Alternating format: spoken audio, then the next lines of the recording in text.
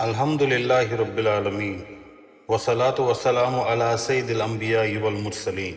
محترم دوستو، آج ہم سورۃ البروج کی آخری آیات 16 سے 22 تک کا مختصر مگر ایمان افروز درس حاصل کریں گے۔ یہ آیات رب العالمین کی قدرت، قرآن کی عظمت اور حق کو جھٹلانے والوں کے انجام کو بیان کرتی ہے۔ بسم اللہ الرحمن الرحیم۔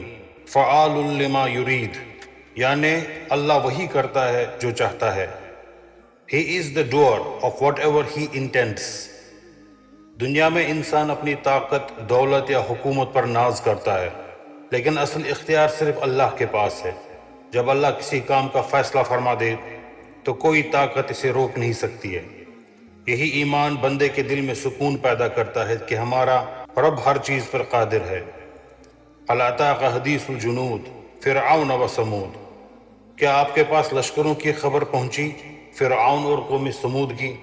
Has there reached you the story of the armies of Fir'aun and Thamud؟ یہ وہ قوم میں تھی جنہوں نے تکبر کیا، اللہ کے نبیوں کو جھٹلایا اور ظلم میں حد سے بڑھ گئے۔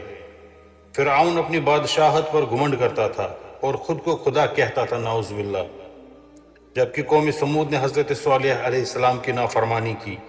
لیکن جب اللہ کا عذاب آیا تو ان کی طاقت، لشکر اور غرور سب ختم ہو گیا۔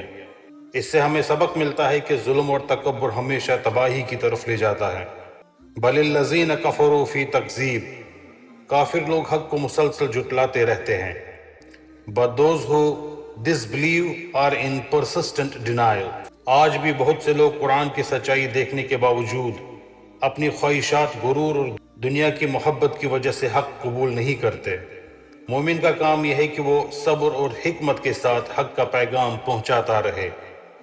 واللہ من ورائہم محیط، اللہ انہیں ہر طرف سے گھیرے ہوئے ہے۔ while Allah encompasses them from behind، یعنی انسان چاہے کتنی ہی چالاکی کرے، اللہ کے علم اور پکڑ سے نہیں بچ سکتا۔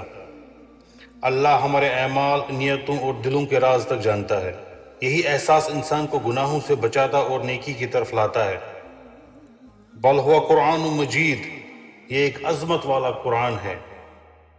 rather it is a glorious قرآن، یہ صرف ایک کتاب نہیں بلکہ پوری انسانیت کے لیے ہدایت، رحمت اور کامیابی کا راستہ ہے۔ جس قوم نے قرآن کو اپنایا وہ دنیا میں عزت پاتی ہے، اور جو اس سے دور ہوئی وہ ذلت کا شکار ہوئی۔ فی لوح محفوظ، یہ قرآن لوح محفوظ میں محفوظ ہے۔ inscribed in a preserved tablet، رب العالمین نے خود قرآن کی حفاظت کا وعدہ فرمایا ہے۔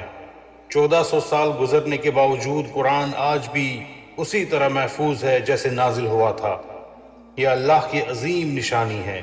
ان آیات سے ہمیں یہ سبق ملتا ہے کہ اللہ ہر چیز پر کامل قدرت رکھتا ہے۔